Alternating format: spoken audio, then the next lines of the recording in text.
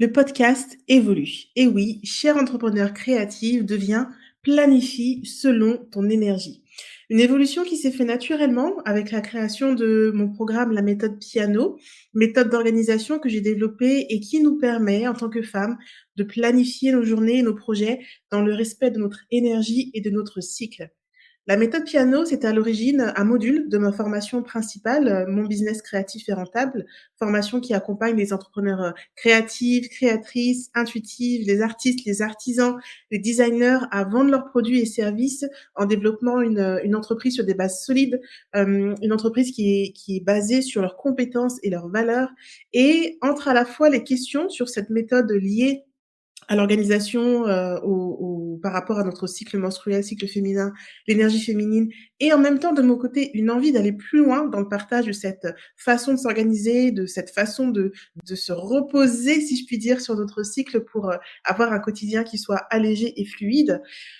Cette méthode qui m'a permis, moi, de rentabiliser mes 2 entreprises, rapidement, parce que j'avais une organisation qui me convenait totalement, tout en gardant l'équilibre dans ma vie de femme, de mère, d'épouse, d'entrepreneur, de créative, de rêveuse et j'en passe, toutes mes vies, quoi. Donc, c'est cette double entrée finalement qui a fait que j'ai souhaité partager la méthode piano de façon plus large et c'est maintenant devenu mon programme principal et c'est ainsi que j'ai orienté ma communication autour de l'organisation L'énergie féminine. C'est de cette façon que le podcast a évolué et dans cet épisode, je vais te partager les réflexions et les décisions qui m'ont menée jusque-là et puis, je vais aussi te partager comment je m'y suis prise pour concrétiser ce changement de direction tout en douceur. Welcome to the show.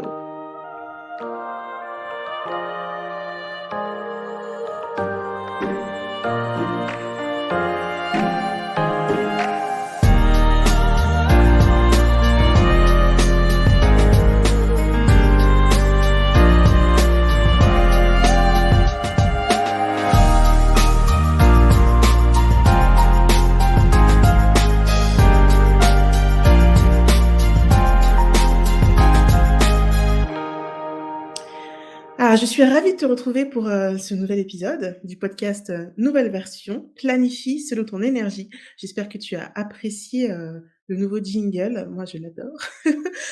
Alors oui, l'évolution du podcast est venue, avec l'évolution de mon entreprise, de mes programmes et en fait, le déclic, ça a été vraiment la publication sur Instagram. J'étais pas mal présente sur Instagram, mais j'étais plus trop motivée pour poster sur Instagram. Je me reconnaissais pas dans ce que je faisais. J'avais vraiment du mal à avancer, à me motiver et je sentais que j'avais un besoin de clarté dans ma communication. Je sentais que c'était brouillon dans ma tête. Instagram, c'est un outil.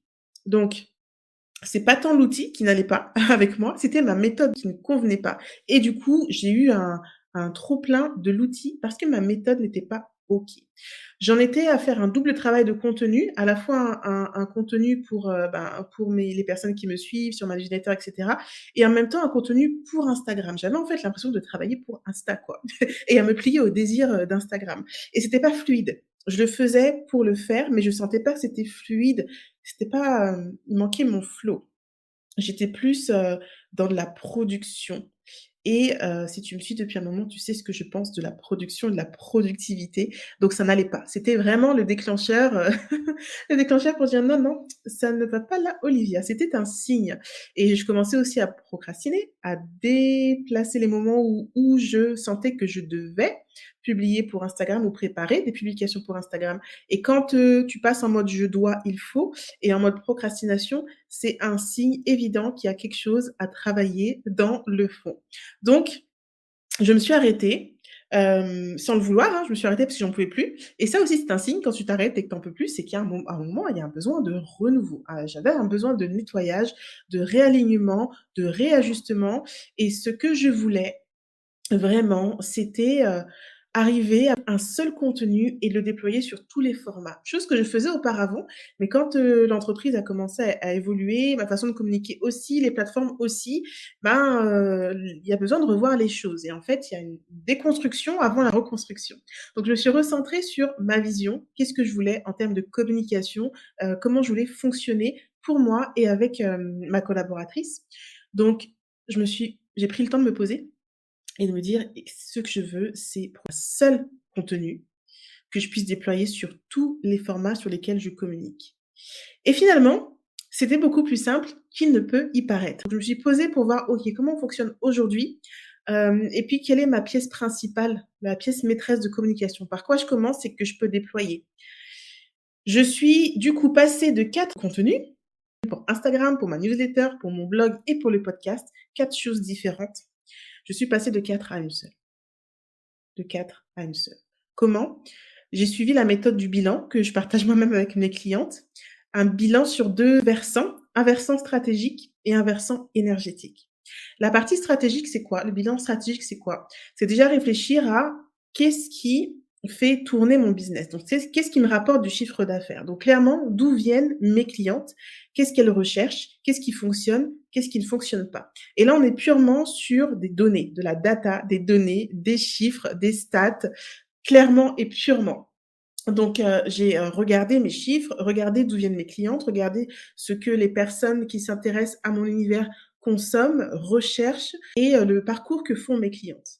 Et puis la deuxième chose, c'était le bilan, énergétique. C'est plus par rapport à moi et de me dire: «Mais qu'est-ce que j'aime faire?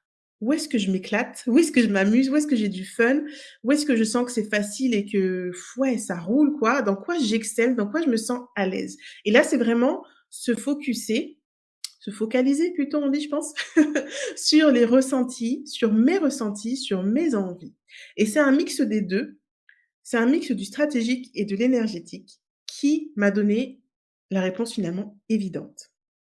J'aime écrire, j'aime parler et donc ce que je vais créer pour mon contenu, ça va être autour de ça. Et aujourd'hui, j'ai vraiment simplifié cette façon de faire. Elle est vraiment fluide, linéaire et je m'éclate. Ça a développé ma créativité de fou. Donc comment je m'y prends? Tout d'abord, j'écris ce dont je vais parler dans le podcast. J'aime causer, donc je prends des notes, je fais vraiment un plan. Donc du coup, j'écris ce plan de ce dont je vais parler dans les podcasts. Et ensuite, je crée un épisode de podcast. Puis ce plan devient un article de blog. Donc je vais l'étoffer pour que ça devienne un article de blog. Ensuite, cet article de blog, extrait des parties pour que ça en fasse un contenu Instagram.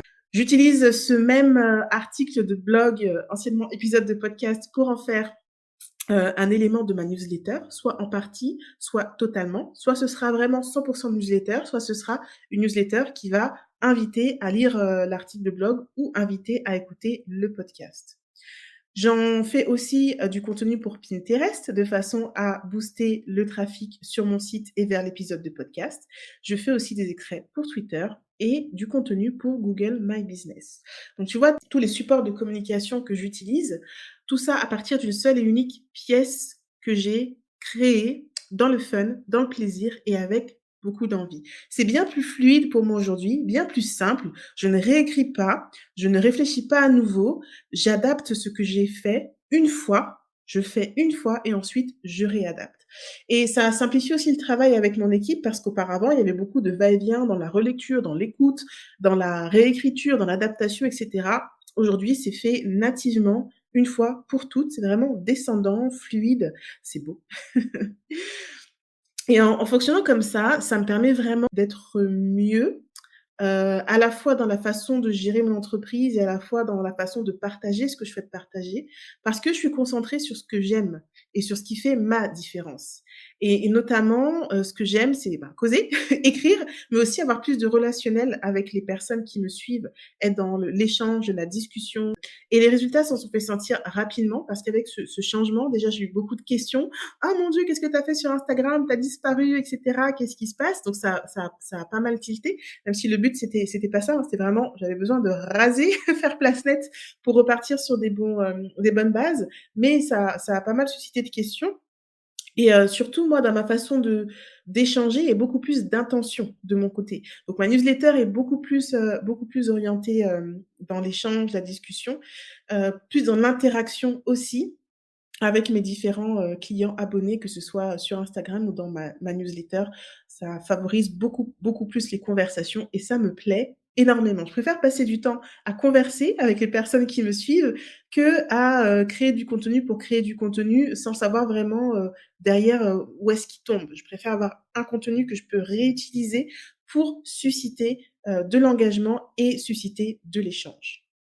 Donc si toi, tout ça te fait écho, si tu sens aussi qu'il est temps pour toi de simplifier ton fonctionnement et de te recentrer, de changer de direction dans ton entreprise ou dans ta vie professionnelle, vraiment prends le temps de te poser tranquillement et de te demander: «OK, qu'est-ce qui me dérange le plus et qu'est-ce que j'ai vraiment envie de faire?» Et c'est totalement possible de réaligner les choses et de les simplifier. Il faut simplement accepter qu'à un moment, ça fonctionne pas pour moi, ça fonctionne pas pour nous et c'est OK. On est humaine, on évolue et ça fait partie aussi, du business. Simplement, il y a besoin de faire un pas de côté ou un pas en arrière, de se poser et de réfléchir à, bah, qu'est-ce qui fonctionne pas pour moi et qu'est-ce que j'ai envie vraiment de faire ou de partager. Et si tu souhaites créer une organisation sur mesure, ça commence par ça, te demander à chaque fois: «Mais qu'est-ce que qu'est-ce que je veux et qu'est-ce que je ne veux pas? Qu'est-ce que je ne veux plus?» Et c'est en acceptant, ce que tu veux vraiment et ce que tu ne veux pas, que tu fais un premier pas, mais un premier pas de géant, de te dire: «Moi, je fonctionne pas comme les autres, moi, je fonctionne différemment, moi, j'ai pas envie de ça, j'ai plus envie de ça et donc qu'est-ce que je veux?» Et tu mets en place ce que tu veux.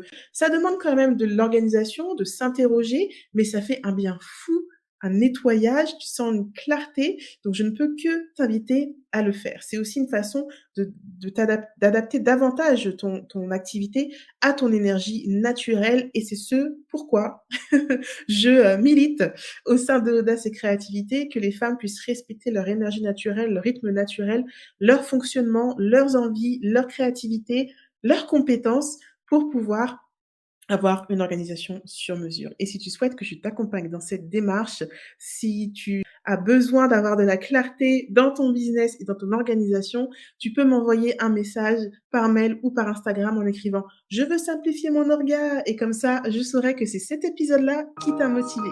Sur ce, je te souhaite une belle journée, de beaux moments et je te dis à très bientôt.